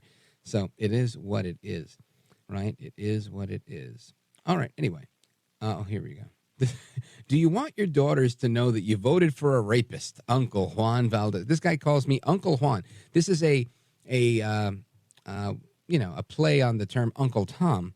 He calls me an Uncle Juan Valdez, a bandido, sellout, right? Self-hating Hispanic, or whatever he wants to call me. And he says that, do my children know that I voted for a rapist? I responded that they did too. And it wasn't rape, sir. It was sexual abuse in a very loose sense of the word, because he said that she was ugly, not his type, and they considered that sexual abuse. So anyway, this commenter made the same exact mistake that George Stephanopoulos made, right? Because George Stephanopoulos is now being sued along with ABC News for his comments in that interview with Nancy Mace. You may recall we had Jennifer Kearns on the other night, and we played this for her. She's the author of The Real War on Women. And she commented when she heard this clip of audio that it's inevitable that Trump will be suing ABC News and George Stephanopoulos for defamation after the host accused him of rape multiple times in the interview with Nancy Mace. Listen to this. And you've endorsed Donald Trump for president. Judges and two separate juries have found him liable for rape and for defaming the victim of that rape. How do you square your endorsement of Donald Trump with the testimony we just saw? Well, I will tell you, I was raped at the age of 16. And any rape victim will tell you, I've lived for 30 years with an incredible amount of shame over being raped. I didn't come forward because of that judgment and shame that I felt. And it's a shame that you will never feel, George. And I'm not going to sit here on your show and be asked a question meant to shame me about another potential rape victim. I'm not going to do that. It's actually not about shaming you. It's a question about Donald Trump. No, you are shaming me. You've endorsed Donald Trump for president. Right. Donald Trump has been found liable for rape by a jury. Donald Trump has been found liable for defaming the victim of that rape by a jury. It's been affirmed by a judge. It was not a criminal court case, number one. Number two, I live with shame. And you're asking me a question about my political choices, trying to shame me as a rape victim, and I find it disgusting. And quite frankly, E. Jean Carroll's comments when she did get the judgment, joking about what she was going to buy, it makes it harder for women to come forward when they make a mockery out of rape, when they joke about it. Doesn't it make it harder for women to come forward when they It makes it harder when other women joke about it, and she's joked about it. And I find it offensive. And I also find it offensive that you're trying to shame me with this question. I'm not trying to shame you at all. In fact, I have dealt with this for 30 years. You know how hard it was to tell my story 5 years ago when they were doing a fetal heartbeat bill and there were no exceptions for rape, incest, or rape or incest in there? I had to tell my story because no other woman was coming forward. No rape victims were represented. And you're trying to shame me this morning. I'm just asking. And I find it offensive, and this is why women won't come forward. Women won't come forward because they're defamed by those who perpetrate rape. Donald Trump. They are judged and they're shamed, and you're trying to shame me this morning. I think it's disgusting. I'm not shaming you at all. I told my story. It took me 25 years to tell my story. I was judged for it. I still get judged for it today. I'm asking you a very simple question. And I answered it. You're shaming me for my political choices. Well, there you go. That was the exchange, a very contentious exchange between Congresswoman Nancy Mace and George Stephanopoulos. And at one point, it seemed like he said, I'm not trying to shame you. I'm trying to shame Trump. That's what it sounded like he was about to say, but he held off from saying it. And let me tell you, I think some people, I said this that day, and I'll say it again, some people listening that are pro Biden and pro the left are probably thinking, George Stephanopoulos, great job, excellent journalism, keep pushing back on her. Who cares if she's a rape victim? She can't hide behind that. But I think sometimes you have to have some couth. You have to use good judgment. You have to, be judicious here. And I don't think that was the case there. So good on Trump, because he has now filed a defamation lawsuit against ABC News and George Stephanopoulos, claiming his reputation was tarnished by the anchor saying multiple times on air that Trump has been found liable for raping writer E. Jean Carroll. Simply not true. Trump filed a lawsuit in federal court in Miami on Monday over a viral interview between Nancy Mace, that you just heard, and George Stephanopoulos. And the lawsuit takes aim at Stephanopoulos' questioning for saying Trump had been found liable for rape, when a jury in a Manhattan civil case last year only found Trump liable for sexual abuse under New York law. Judges and two separate juries have found him liable for rape and for defaming the victim of that rape, is what Stephanopoulos said. And this is what he's getting sued over. In this 20-page complaint, Trump's attorney, Alejandro Brito, he accuses Stephanopoulos of making the false statements with actual malice or with a reckless disregard for the truth. I'd have to say that's true.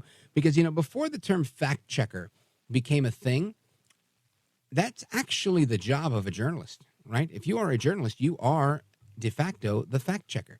You check your facts before you publish, right? And your editor also checks your facts and makes sure that that's how journalism works. However, that seems to have gone out the window. Anyway, the lawsuit claims that the statements were distributed widely to third parties and repeated. So there you go. Now, Brito continued in his statement. He says, indeed, the jury expressly found the plaintiff did not commit a rape and demonstrated below defendant George Stephanopoulos was aware of the jury's finding in this regard, yet still falsely stated otherwise. The interview cited that the lawsuit between Stephanopoulos and Mace, who is a Republican, who spoke about her own rape as a teenager, and he still went down that road. So we'll see what happens now with this coming. But Trump also attempted to countersue E. Jean Carroll over her continuing to accuse Trump of rape on cable news. Trump has previously filed multiple similar and unsuccessful defamation lawsuits against media outlets whose coverage he dislikes, according to the New York Post. including a case against CNN, and that got thrown out by a federal judge. So again, I don't think it's because he doesn't like their coverage. I think it's because it's not accurate, right? I think when you're as big a figure as Trump, and he's always been, there's always people that don't like you. You can't sue people for not liking you or having a negative opinion of you. You sue people when they're trying to, malign you, right? When they're trying to actively smear you. Anyway, the former president asked for an unspecified amount of damages in the lawsuit. ABC News declined to comment, while a rep for George Stephanopoulos did not respond either. And that's according to the New York Post. So I just wanted to share that with you as we kick off Open Phone America. We got a lot more to come straight ahead. Your calls and more. 833-482-5337 is the phone number. Get your calls in coast to coast. And, of course, if you are a first-time caller, love to chat with you. If you disagree with me, love to chat with you. And if you're a regular, I love to chat with you all the time. So thank you for that. 833-482-5337, 833-4-VALDEZ. This is America at Night with Rich Valdez. Call now, 833-4-VALDEZ. That's 833-482-5337. 833-4-VALDEZ. That's Valdez with an S.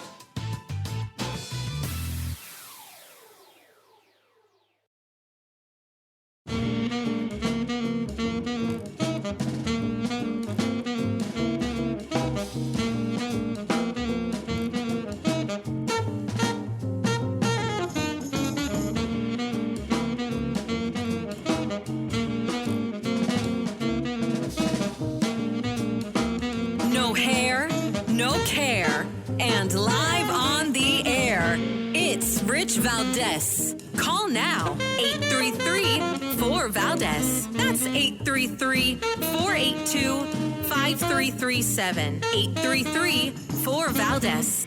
That's Valdez with an S. All right, America, welcome back. Amigos, we continue our conversation. Of course, your calls and the phone number, 833-482-5337, 833-4-VALDEZ. Let me see what we got here. Let us go to Manila, Philippines, and check in with our buddy Gil. Gil in Manila, Philippines. Welcome, sir. Good evening. Right. How are you? Okay. I listened to your guest this evening talking about our withdrawal from Afghanistan. He could not be more wrong. And, I'm an old guy, and I've lived a long time and seen a lot of things. But if I were structuring our military policy back then, I would have gone to our Muslim allies, such as Indonesia, Malaysia, Egypt, Jordan, because all of those militaries are structured on our military. They all have special forces, they all have rangers, they all have SEALs, and they undergo same training that their counterparts in our military go.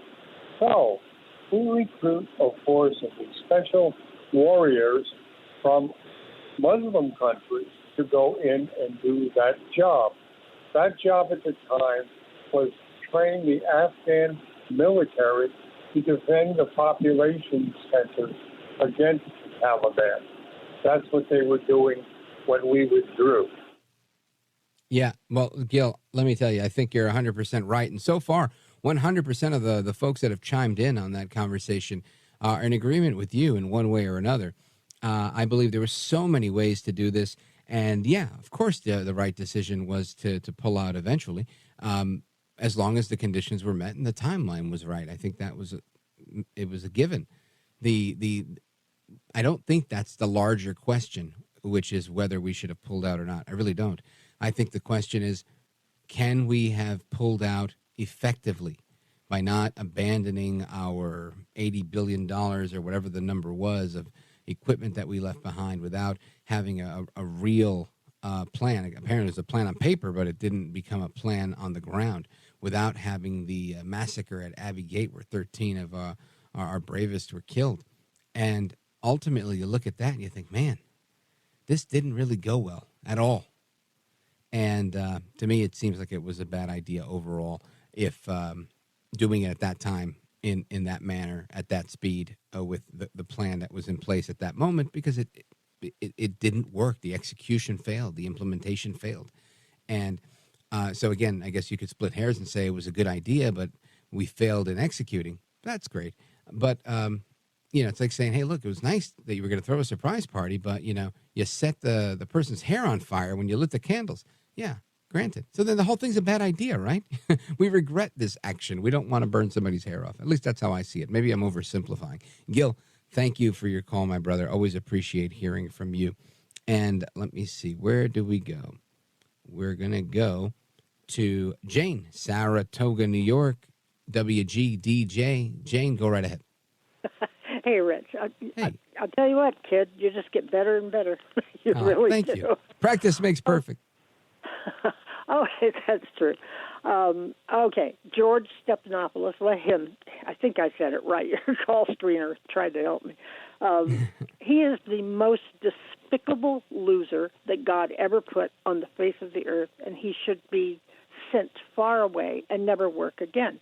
Now, after having counseled women and children, young women, for 30 years in abuse, and having been a rape victim myself at the age of 18, believe me, the last thing you want to do is go out and go shopping. That's the last thing in your mind. And these people that are bringing I'll try to calm down because it's so wrong what they're trying to do to Trump. And that woman who's all giddy about it and talking about going shopping, that's not the reality. It took me probably 7 years before I could tell anyone what had happened to me. And when I did have to talk about it, it was so terrible. And it's not something that you have any kind of giddiness when it happens. And I have helped probably hundreds of women with the same situation, and no one, I guarantee, no one reacts that way. And I think what these people are doing is just despicable. Yeah, you know what, Jane, I agree with you.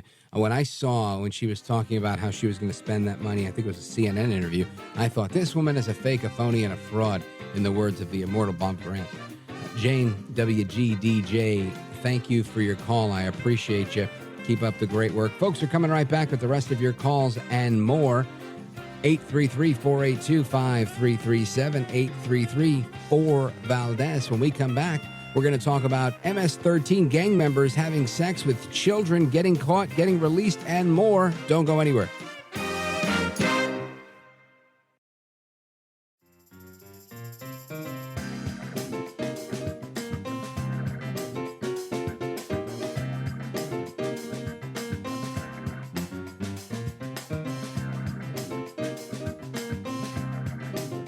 Voted best head of hair in live late night radio 6 years in a row. It's Rich Valdez. Call now, 833-4-VALDEZ. That's 833-482-5337. 833-4-VALDEZ.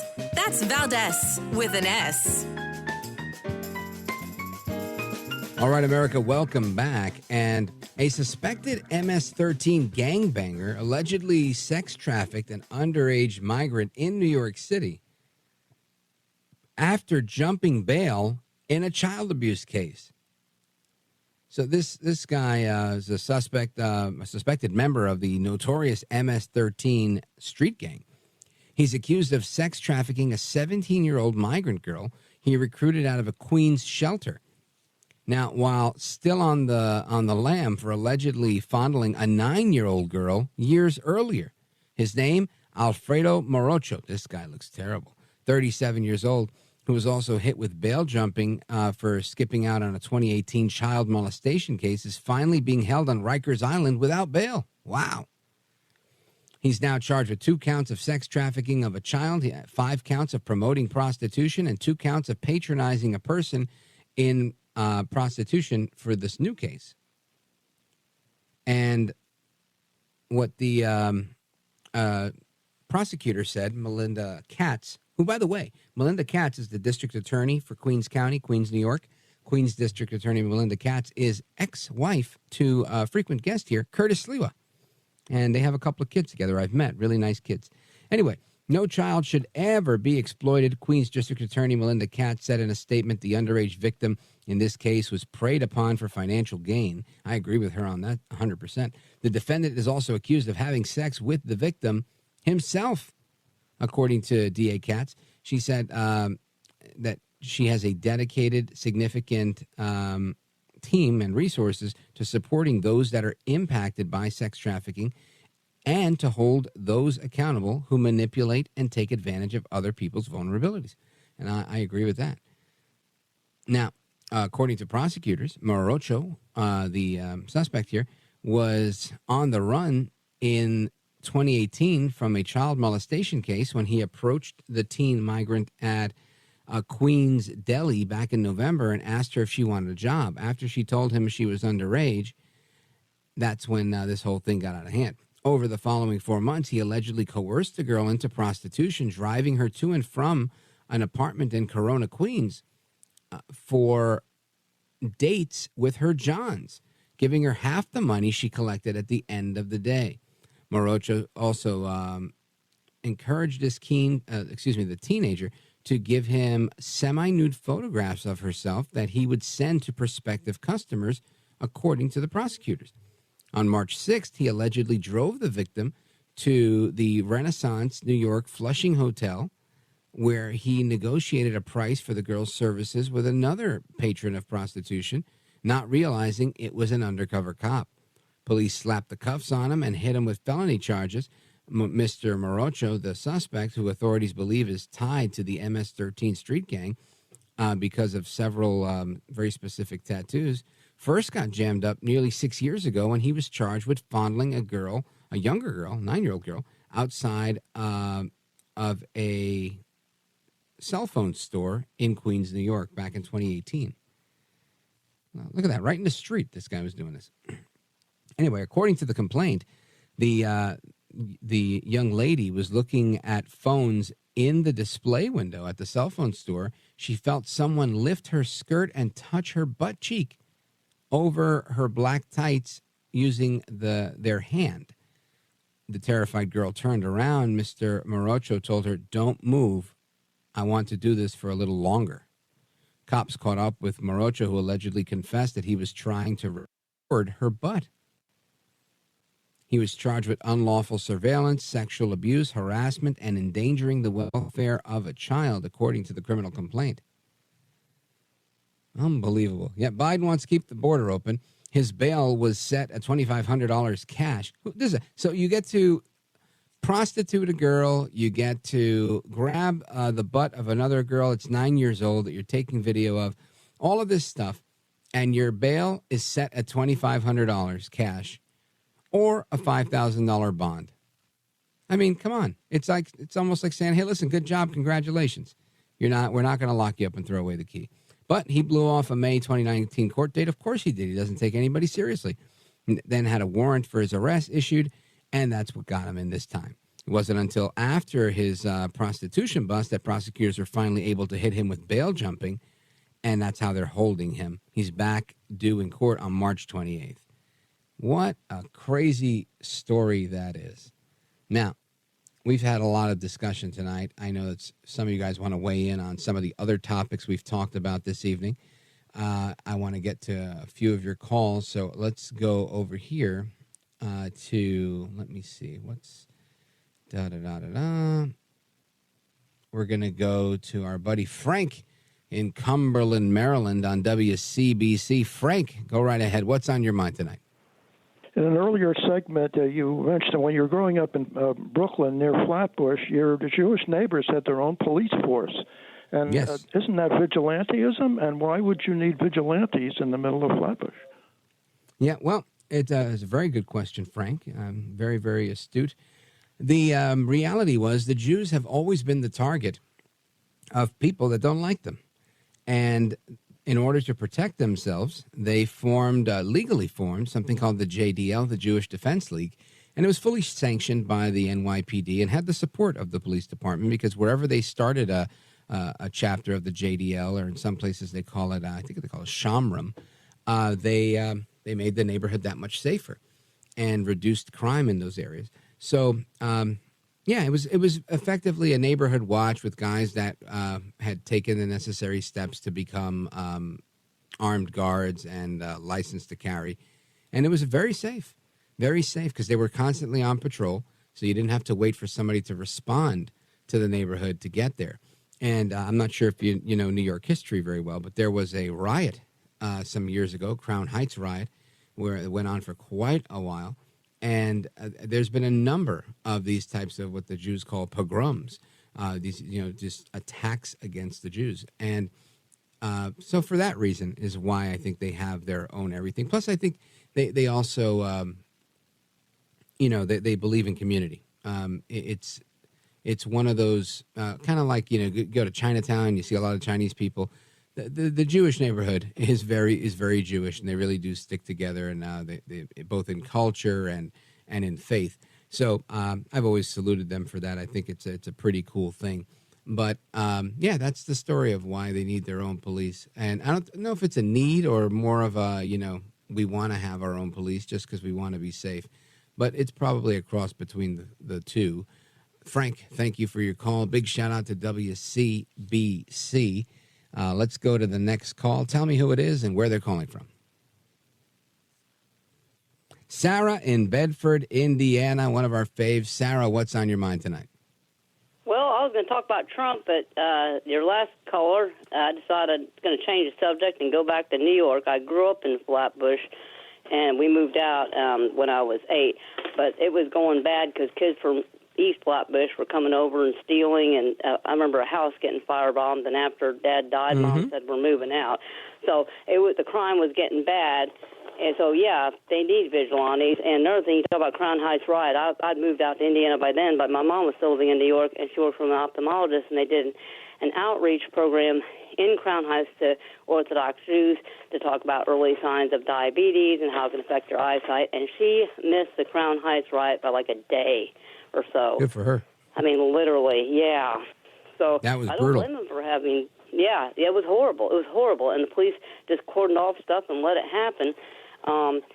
So I believe in vigilantism, and believe me, people have a right. The Italians had bat gangs, and they tried to protect their neighborhood. I mean, when you got people coming in your neighborhood and targeting you because you're a background and saying, those people have money or whatever, or they're this color, we get away with that, you've got to protect yourself. They want to talk about racism. Yeah, go ahead. Yeah, no, I was just going to say, your comment that they just cordoned off the area and let it happen, that's 100% accurate. I remember interviewing one of my former colleagues, America's mayor, Rudy Giuliani. He was mayor at the time. Actually, he was not. He was running for mayor at the time against the incumbent mayor, David Dinkins. And David Dinkins, I forget the exact term that they used, but had something along the lines of like letting it burn out. And they would let people get it out of their system. And they would, like you said, they would just contain it. And it's like, go ahead, knock yourself out. Kill yourselves, burn everything down. Just don't let it go past, this street or that street. And their job was to keep the crazy inside this perimeter. And Giuliani is one of the main things he ran on was saying, you can't do that. You can't treat people like that. It's not okay to allow this to happen. And the left has just a fascinating history with making bad choices when it comes to things like that. So I'm just really glad that you brought that up. Now, you were making a comment about racism. Yeah. Well, if they want to talk about racism, they shouldn't look at the vigilantes. They should look at the criminals who target people of other colors or whatever and make some excuse of why they do it. They're the real racists, I don't care who they are. But if you're it's bad enough to target your own community. I'm not saying that's right. But when someone is going to other neighborhoods and targeting other people, why don't they look at race as a factor and slap some hate crimes on those criminals? Yeah. Listen, I opened up my podcast, This is America, with Rich Valdez, that you guys can get if you subscribe to it. It's absolutely free. But I opened it up today with a clip in Spanish, but I translated it for everybody. And it was a Venezuelan, I'm going to presume, one of those gang members from the Tren de Aragua that we talked about the other night. And I can tell you this guy, he's basically saying, don't let other Hispanics in America be racist towards you. And just playing this victim card that, we've got these our compatriots, fellow Hispanics, fellow Venezuelans in the United States are against us. Of course we're against you because you're criminals, right? It's a criminal gang. It's a criminal syndicate. And they're trying to make it look and paint the picture with others that are coming across the border that may not be part of the gang, that this is, in effect, something that they're due. They're supposed to be here. The United States is supposed to help them and offer them some sort of reparations, if you will. Just absolutely crazy talk. Thank you, Sarah, for the call. Shout out to WBIW. Coming right back with the rest of your calls. Don't go anywhere. This is America at Night with Rich Valdez. Call now, 833-4-VALDEZ. That's 833-482-5337. 833-4-VALDEZ. That's Valdez with an S.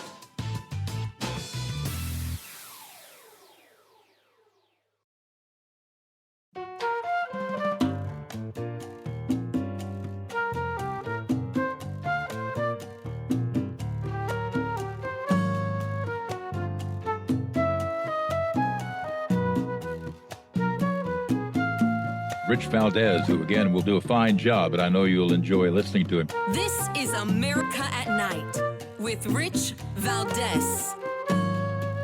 All right, America, welcome back. We continue with your calls and more. Open Phone America. We're discussing all of the hottest news stories of the evening. And the phone number is 833-482-5337, 833-4-VALDEZ. And let's go to Larry in Newport, North Carolina on WTKF. Larry, go right ahead. Hey, Rick, you're one of the greatest American millennials on the planet right now. Well, thank you, sir. I'm actually a Gen Xer. I'm 45, but I appreciate the compliment nonetheless. Well, I mean, you know what I'm talking about. My son's 39. You're around there. You're on the cutting line, but you got the common sense. And you were talking, and the lady called you earlier tonight talking about Stephanopoulos. I call him Shrimpanopoulos, but that's me. And that's a funny one.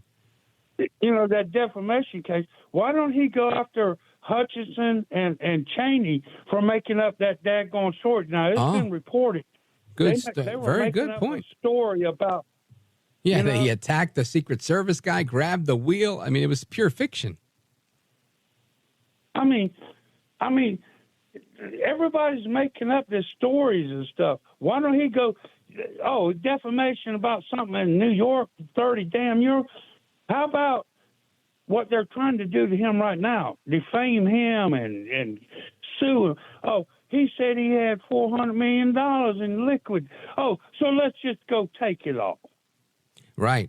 Yeah, and that's the whole point here, Larry. I think that they're trying to destroy this guy. Financially, emotionally, spiritually, legally, you name it. From every angle, they're trying to destroy Trump.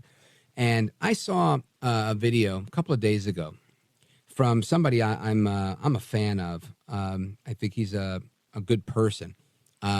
Stephen A. Smith, sports broadcaster, sports commentator. We had him as a guest on this program. He's a really good guy. And he made, I should probably just grab the audio. I'll play it for you tomorrow. But he makes this case about Trump, and he says, I'm a sports guy. Not me. He says that. And he says that Trump is, in effect, telling Biden, the Democrats, and everybody else, beat me on the field. That's it. Stop with the lawfare. Stop with all the games. Stop with all the smear and the fake stories. Just beat me. And it's interesting how people of all stripes, you got people in the sports world that are coming out saying, he's got a point. You got just beat Trump. If you can beat him, beat him. Because right now it seems like everybody's trying to cheat him. And he said he ran away with the nomination for the Republican Party. If the election were today, he would take it in a clean sweep. And it's all true. And I think ultimately people are beginning to see this. More and more people are signed on. I mean, I just talked to some people that could care less about politics, and they just sent me a text, hey, how are you doing? I said, I'm pretty busy. All this stuff with Trump, it's got a lot to talk about on the show. And they write back, El Trompito 2024, people that are clearly not political. but a lot of people are rooting for Trump because he's now seen as the underdog. So I think you raise an excellent point. Thank you for your call, Larry. Big shout out to WTKF and everybody out there. And folks, we're coming right back with your calls and more with the Speed Round. This is America at Night with Rich Valdez.